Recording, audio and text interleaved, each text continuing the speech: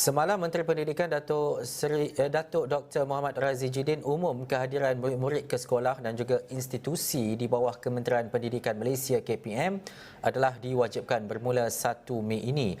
Dalam masa sama, Kementerian Pendidikan Malaysia KPM memutuskan tiada lagi imbasan MySejahtera perlu dilakukan untuk warga pendidik, termasuk pelawat luar ketika mahu memasuki kawasan sekolah. Dan untuk mengulas mengenai pengumuman KPM semalam, kita bersama Presiden Persatuan Guru-Guru dan Ibu Bapa Nasional PIBGN, Profesor Madya Datuk Muhammad Ali Hassan menerusi panggilan dalam talian ketika ini. Assalamualaikum Datuk.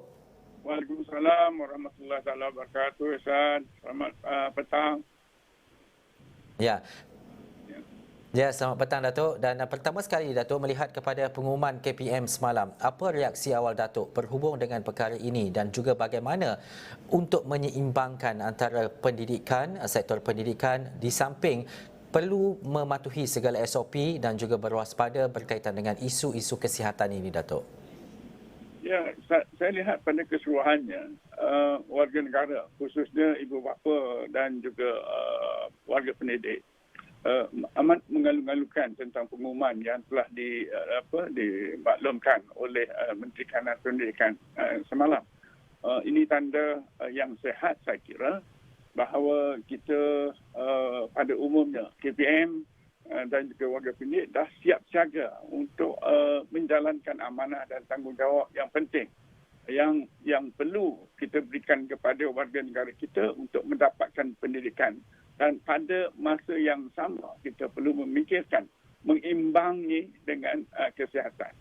Jadi SOP yang diumumkan boleh dikatakan sebagai mesra warga negara dan warga pendidik dan juga ibu bapa, saya rasa dapat diterima dengan baiknya oleh pihak-pihak berkaitan. Tetapi tentunya ada perkara yang boleh kita perhalusi dan pertimbangkan. Kerana saya agak khawatir juga kataan wajib kadang-kadang ni disalah tafsirkan oleh pihak-pihak tertentu. Sebab dalam keadaan-keadaan tertentu mungkin nak paksa anak-anak yang barangkali dipengaruhi oleh ibu bapa atau penjaga mereka, ini agak menyulitkan sedikit. Jadi ini reaksi awal lah. Tapi pada umumnya saya rasa ibu bapa dan juga warga Malaysia umumnya menyambut baik tentang pengumuman yang saya kira amat baik, memang dinanti-nantikan dan SOP yang ingin dilaksanakan boleh dikatakan mesra warga negara dan warga pendidik. Dan juga Datuk, satu perkara penting bukan sahaja di peringkat institusi sekolah dan juga mungkin di peringkat sekolah itu sendiri, tetapi adalah peranan penting bagaimana kesinambungan dan juga kerjasama di antara ibu bapa dan juga guru, termasuk PIBG itu sendiri. Apa antara langkah yang perlu dilaksanakan PIBG dalam menyokong perkara ini dan juga mungkin melihat kepada antara langkah-langkah terbaik yang perlu dilaksanakan di peringkat PIBG setiap sekolah di seluruh negara, Datuk?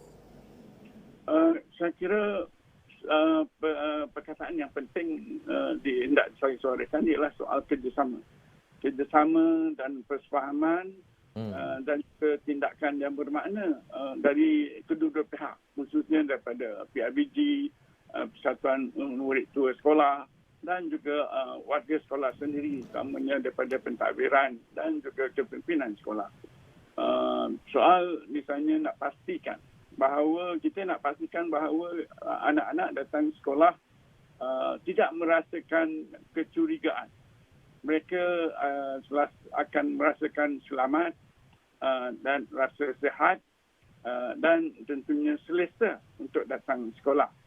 Kita khawatir misalnya barangkali ada yang takut-takut untuk ke sekolah sebab ada perkara yang barangkali tidak begitu selesa di kalangan ibu bapa ataupun pelajar-pelajar itu sendiri. Pertama, misalnya terdapat ataupun dilonggarkan guru-guru yang tidak vaksinasi diberi laluan untuk mengajar secara bersemuka.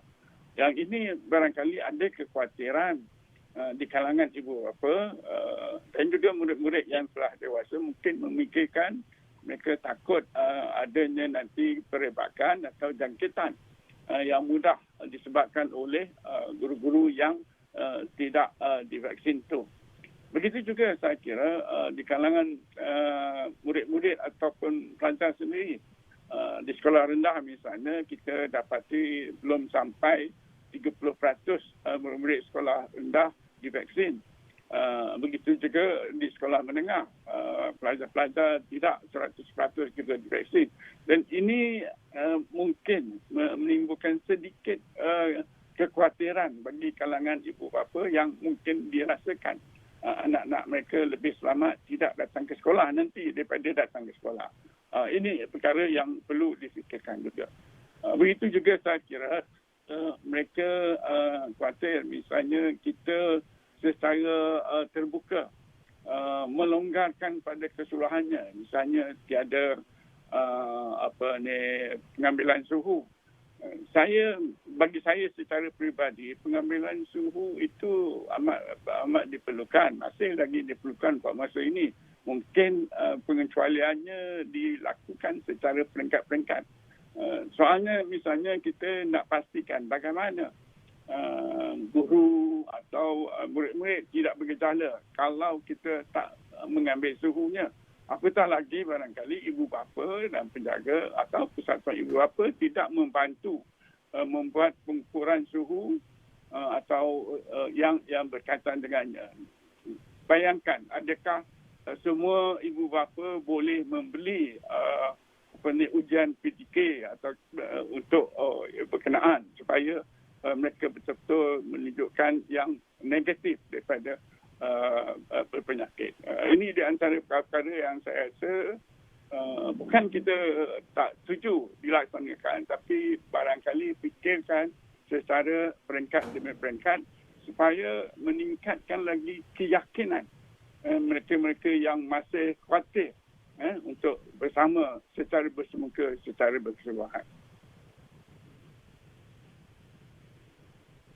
Dan juga Datuk, secara ringkas mungkin akhir ini soalan saya nak melihat kepada bagaimana harapan dan juga PIBGN boleh memastikan bahawa antara perkara ini dalam kita beralih ke fasa endemik ini, selepas ini kelonggaran itu dapat memastikan bahawa kesihatan pelajar dan juga murid itu dapat dipastikan. Sebab mungkin ada dalam kalangan ibu bapa yang masih lagi ragu-ragu untuk menghantar anak ke sekolah. Apa yang PIBGN boleh sarankan dan juga boleh nasihat atau maklumkan berhubung dengan perkara ini, Datuk? Saya rasa yang paling penting ialah untuk kita menginsafkan dan menyedarkan di kalangan ibu bapa dan penjaga bahawa keperluan untuk menjaga kesihatan di kalangan ibu bapa, di kalangan anak-anak, di kalangan guru dan memastikan persekitaran sekolah itu sihat, selamat dan selesa adalah tanggungjawab bersama. Jadi beberapa langkah barangkali boleh kita lakukan. Satu, kita terus kempen.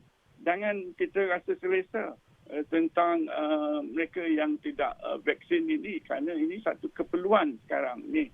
Walaupun tidak diwajibkan sekarang, tapi saya rasa satu keperluan untuk memastikan kesihatan semua warga negara, persekitaran sihat dan kita yakin bahawa tidak adanya jangkitan, tidak ada perebakan dan keadaan yang selesa untuk kita mendapat pendidikan. Kempen-kempen perlu dilakukan. Saya mencadangkan kalau boleh lakukan vaksin secara 100% kalau boleh di sekolah. Bukan di tempat-tempat ini, tapi mudah di sekolah. Di sekolah itulah barangkali kita dapat pantau siapa yang belum dan siapa yang degil dan siapa yang mahu tidak divaksinkan. Itu satu perkara yang kedua.